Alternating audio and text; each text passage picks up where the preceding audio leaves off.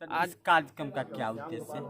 देखिए, ये कार्यक्रम पूरे देश में प्रधानमंत्री मोदी के एक सोच के तहत मेरी माटी मेरा देश, ये एक देश भर में व्यापकता धीरे धीरे पकड़ते जा रहा है जो शुरू किया है।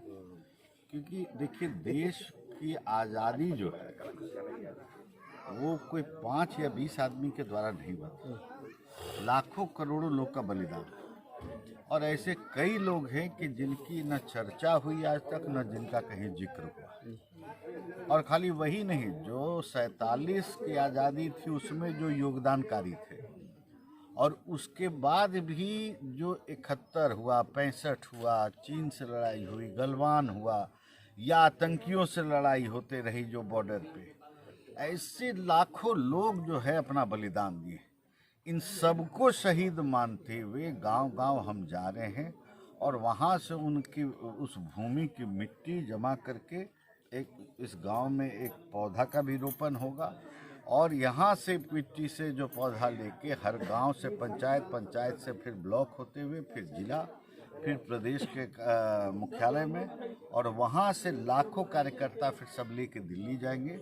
और दिल्ली में अमृत वाटिका का एक निर्माण होना है।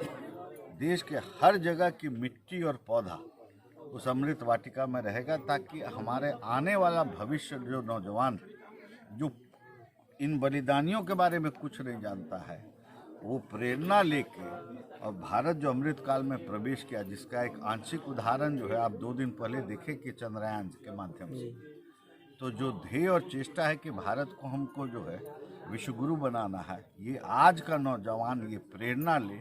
और जब अमृत वाटिका में जाएगा तो वो हर नौजवान की भूमि का मिट्टी वहाँ पर होगा। सर, शहीद परिवार के लिए कोई प्रावधान है आपके? अब नए तरीके से इस पूरी चीज को सोचा जा रहा है, क्योंकि स्थिति देखें, हम तो आज सुबह से यहाँ हैं।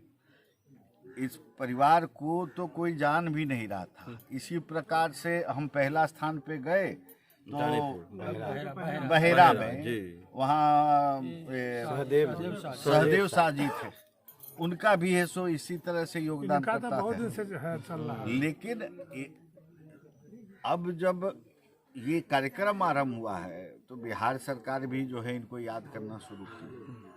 हम तो एक राष्ट्रव्यापी कार्यक्रम में, और इसी के तहत ऐसे जितने भूले बिसरे लोग हैं, आप जानते हैं कि प्रधानमंत्री मोदी कोई सोच के योजना जब करते हैं, आज विश्वकर्माओं के लिए योजना आ गया। कौन जानता था कि बढ़ई के लिए भी चिंता करना है, लोहार का भी चिंता करना है, कुम्हार का भी। मतलब गुणवत्ता के आधार पे ये जो समाज के अंतिम पायदान पे बैठा हुआ जो वर्ग है, इसका भी भारत सरकार की योजना है। आज विश्वकर्मा योजना आ गया। तो स्वतंत्रता सेनानियों को, जो भूले बिसरे स्वतंत्रता सेनानी है, जिनको सबको याद करके एक जगह संग्रह हम करने जा रहे हैं। आप देखिए आने वाले समय में फिर इस स्थिति के लिए गरीब परिवार जिसको खाने के लिए भी नहीं है, घर भी रहने के लिए, ठंडा पूरा घर पीता है, इसके नीचे लोग सोता है सर, समझे। लेकिन कौन जिम्मेवार है सर? इस स्वाभाविक है कि जहाँ की राज्य सरकार है उसका ये चिंतन तो होना चाहिए एक योजना के तहत। इस राज्य में ये बहुत ही दुखद वाकया है, एक राज्य के निवासी के जैसा हम ये बोल सकते हैं कि हम अपने पूर्वजों को इस राज्य में उचित सम्मान नहीं देते, और न योजना है न सोच। राजनीति से फुर्सत नहीं है, जाति पाति में हम अपने अभिभावक को भी तोड़ के बांट देते हैं राजनीतिक लाभ के लिए। लेकिन जो उचित सम्मान होना चाहिए, आप अन्य प्रगतिशील राज्य में चले जाइए, आज महाराष्ट्र आप चले जाइए, कोई मराठी ऐसा नहीं होगा कि जिसको छत्रपति शिवाजी के बारे में, चाहे वो गांव का खेतिहर आदमी हो, चाहे वो जिसको के अपना सम्मान से अपना नहीं देखता हो, चाहे ज्योतिबा फुले के बारे में। आप कहीं भी दक्षिण भारत चले जाइए, परियार को सब उसी हिसाब से, तमिलनाडु में है सो अपना सो ये मानता है। हमारे यहाँ क्या है, हर एक आदमी जो है, जो योद्धा था, बलिदानकारी था, उसको जात पात में लोग बांट के तोड़ दिए। हमको तो सबको गर्व करना है कि हम यहाँ पर जो है मंडल जी को याद करें, बिहार सरकार इसको याद करे, चाहे जिसकी भी सरकार हो। आज 50 साल से एक योजनाबद्ध तरीके से ऐसे लाखों बलिदानी हैं जिनको कि हम याद हैं। इसी को पुनर्जीवित करते हुए हम इस कार्यक्रम कहने का मतलब है, शहादत दिवस से 2 दिन पूर्व रामफल मंडल के पुत्र वधू की मौत हो गई, और 2 दिन बाद विभिन्न राजनीतिक दलों के द्वारा शहादत दिवस मनाया गया। हालांकि अब तक इन परिवारों को किसी ने सुध नहीं ली है।